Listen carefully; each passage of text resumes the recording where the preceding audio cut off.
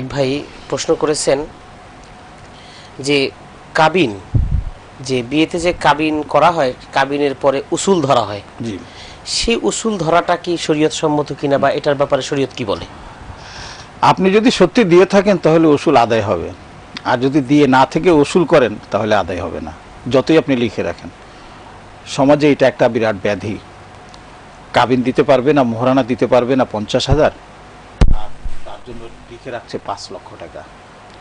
আবার সেখানে গিয়ে কাবিনের উসুলের মধ্যে দিয়ে দিচ্ছে যে 2 লক্ষ টাকা আদায় হয়ে গেছে, অথচ 2 পয়সাও দেওয়া হয়নি। এটা হচ্ছে একটা ধোঁকা, এটা হচ্ছে একটা প্রতারণা। কে বলেছে এই প্রতারণার আশ্রয় নিতে? বিয়ে নামক এক পবিত্র এক আল্লাহর বিধান, সেখানে এই প্রতারণার আশ্রয় নেওয়ার অর্থটা কি, মানেটা কি? নিজেদেরকে কি ফুটিয়ে তোলার জন্য? এটাতে নিজেদের ফুটিয়ে তোলা হয় না, বরঞ্চ এই প্রথম পদক্ষেপে এই মিথ্যার আশ্রয় নেওয়ার কারণে দাম্পত্য কলহ বেড়ে যাওয়ার সম্ভাবনা থাকে। আল্লাহ আমাদেরকে হেফাজত করুক। মনে রাখবেন, আপনি আপনার সামর্থ্য অনুযায়ী, পুরুষদের জন্য নির্ধারিত সামর্থ্য অনুযায়ী মোহরানা নির্ধারণ করবেন।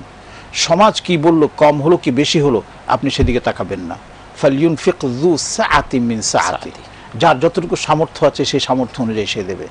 একজনের আপনার দেওয়ার ক্ষমতা নেই, আপনার 1 লাখ টাকা, তাকে আপনি ধরিয়ে দিচ্ছেন 10 লাখ টাকা, বলে দিচ্ছেন তুই ভাবিস নে, আমি তো 5 লাখ টাকা উসুল দিয়ে দেব। তো এই মিথ্যার আশ্রয় কেন নেওয়া হচ্ছে? আবার অন্যজন দিতে পারবেন, তার আছে, সে 5 লাখ টাকা মোহরানা দিতে পারবে, সে কৃপণতা দেখিয়ে সে বলতেছে না আমি 2 লাখ টাকার বেশি দিব না। এটাও তেমন ঠিক নয়। আর আমরা যে উসুলগুলো লিখি, যদি সত্যিকার অর্থে গয়না বাবদ মোহরানা দিয়ে যদি উসুল করা হয়, উসুল দেয়া যাবে। কিন্তু কিছুই দিলেন না, শুধুমাত্র মোহরানার অঙ্ক বৃদ্ধির জন্য মোহরানা লিখে সেখান থেকে উসুল দিয়ে দিলেন, কখনোই হবে না। বরঞ্চ সেই মোহরানা যেটা নির্ধারণ করেছেন, স্ত্রী সেটার হকদার থাকবে এবং স্ত্রীকে সেটা আপনাকে পরিশোধ করতেই হবে। আবার পরিশোধ করার ক্ষেত্রে আমরা আবার কি করি, রাতে বাসর ঘরে গিয়ে ইনিয়ে বিনিয়ে আপনার স্ত্রীর কাছে অনুযোগ করি, তখন স্ত্রীও কি শিখিয়ে দেওয়া তো তার মতো বলি বেড়ায় আমি আপনাকে মাফ করে দিলাম। মনে রাখবেন, এই মাফ হবে না। আর এইভাবে ক্ষমা চাওয়াও জায়েজ নেই। যদি এইভাবে আপনি ক্ষমা চেয়ে মোহরানা থেকে স্ত্রীর থেকে আপনি আদায় করে নেন তার স্বীকারোক্তি, এই আদায় তার স্বীকারোক্তি কবুল হবে না, গ্রহণযোগ্য হবে না। তার হক বহাল থাকবে এবং এটা আদায় করতে হবে। আমি আমার প্রিয় শ্রোতা এবং দর্শকদের উদ্দেশ্যে বলছি যে আল্লাহর ওয়াস্তে বিয়ের মধ্যে এই জাতীয় প্রতারণার আশ্রয় নেবেন না। বিয়ে একটা আল্লাহর মহা নেয়ামত। আল্লাহ পাক এটা এই নেয়ামত আমাদেরকে দান করেছেন, সেই নেয়ামতের উপরে যেন আমরা থাকতে পারি এবং এর মাধ্যমে যেন আমরা জান্নাতের শান্তি যেন আমরা নিয়ে আসতে পারি, সেদিকে অগ্রসর হন। যতটুকু আপনাদের দ্বারা সম্ভব ততটুকুই আপনারা করুন।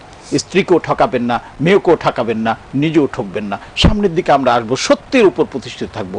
এই উসুল আর বিনা উসুল এই খেলা খেলবেন না। আল্লাহ আমাদের সবাইকে হেফাজত করুন। জি মুহতারাম, এর সাথে আর প্রাসঙ্গিক একটি কথা বলি, যে সেটা হলো যে এই কাবিনের এবং মোহরের যে ব্যাপারটা, এটা যে মাফ করে দেয়, কিন্তু পুরো যদি কোনো কারণে ডিটাচ হয়ে যায় তখন তো মামলা মোকদ্দমা হয়। মামলা মোকদ্দমা মানে কি, একজন আরেকজন দেখতেই পারে না। সেখানে আছে যে যদি স্ত্রী ফাইন তুদনালাকুম আন শাইইন মিনহু নাফসান ফাকুলু হানিআম মারিআ, দাম্পত্য জীবন ভালো, সুখের, সমৃদ্ধির, এটা নিয়ে নেন। আমি ওটা ইয়ে করে দিচ্ছি। আসসালামু আলাইকুম ওয়া রাহমাতুল্লাহ। ওয়া আলাইকুম আসসালাম ওয়া রাহমাতুল্লাহ। জি আমার দুইটা প্রশ্ন হচ্ছে, আমার আম্মা অসুস্থ ছিলেন, উনি মারা গেছেন। জি তো উনি অসুস্থ থাকার সময় ওনার নামাজ উনি পড়েছেন কি হয়নি, এখন নামাজে কাফারা দিতে হবে কিনা এবং সেটা কিভাবে দিব। জি আর আমার আরেকটা প্রশ্ন হচ্ছে, কোন খ্রিস্টান ব্যক্তি যদি কোনো কাপড় গিফট করে, জি সেই কাপড় পরে নামাজ হবে কিনা, জি মানে সেই কাপড়টা পরে আমি নামাজ পড়তে পারবো কিনা, কোনো টাকা বিনিময় না, উপহার স্বরূপ। আচ্ছা জি, ইনশাআল্লাহ আমরা মুহতারামের কাছ থেকে জানার চেষ্টা করব। জি, তো যেটা বলছিলাম যে আল্লাহ পাক বলেছেন যে দাম্পত্য জীবন খুব সুখে সুন্দর সবকিছু চলছে। হ্যাঁ, কোনো কারণে হয়তো স্বামী এখন খুব একটা অবস্থার মধ্যে পড়ে গেছে, তার টাকার প্রয়োজন, সে মোহরানার টাকা পরিশোধ করতে পারছে না। স্ত্রীর কোনো প্রয়োজন, স্ত্রী বললো ঠিক আছে তুমি ওই নিয়ে ভাববে না, আমি তোমাকে অর্ধেক মাফ করে দিলাম বা পুরোটা মাফ করে দিলাম। অথবা স্ত্রী তার থেকে ওকে কিছু আপনার হাদিয়া পেশ করলো, এগুলি করা যাবে। কিন্তু আমরা যে নোংরা ব্যবস্থাটা করি, এটা কিছুতেই জায়েজ নেই। আমরা যেভাবে চাপ প্রয়োগ করি বিভিন্নভাবে, আমরা সেগুলো আদায়ের চেষ্টা করি, সেটা কোনোভাবে জায়েজ নেই। আর সেটার চমৎকার একটা উদাহরণ হচ্ছে, আল্লাহ না করুক যখন ডিটাচ হয়ে যায়, ডিভোর্স হয়ে যায়, তখন দেখা যায় যে স্ত্রী পক্ষ একবারে চেপে বসে যে আমার এত মোহরানা দেব, তুমি মাফ করে দিও, কারো তো কথার কথা বলেছিলাম, এইভাবে চলে, তাহলে কিসের মাফ হলো?